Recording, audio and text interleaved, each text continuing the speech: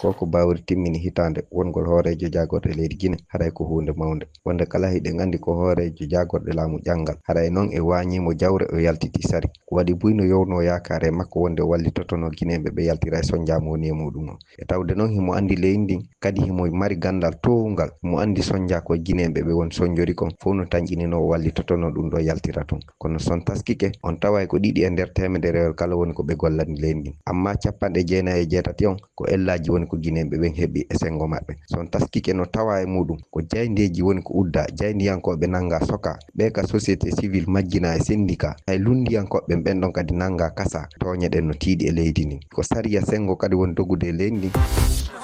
Guinée bilan Wuri Ba mbaɗanoɗo premier ministre pour yo sansu Guinée yo wallu Guinée naɓe enen kay jiyeten e ayawoji ne ko naneten toon bila makko o fewani hay batte haydara ala ko likki haydara nanaka toon ko sansi gila o ari saabu biftagol yimɓe no continue ene nan toon golle gollaɗe Guinée ene nan toon kadi feere fewjande taw ko feere moƴƴere o haalani toon haala démocratie pour yo wote waɗe président civil arta e pouvoir voilà ko bilan très négatif no tawruno ni ha joni ko non woniri caɗele kay ala ko usti toon koye ɓeydi saabu yimɓe no bifte journaliste ji ne naɓe no majjine opposition politique maɓɓe o nawe majjine andaka to woni sino wuuri walla no maayi fodde ko nanten ko eko jiyeten ko haydara ala ko fewni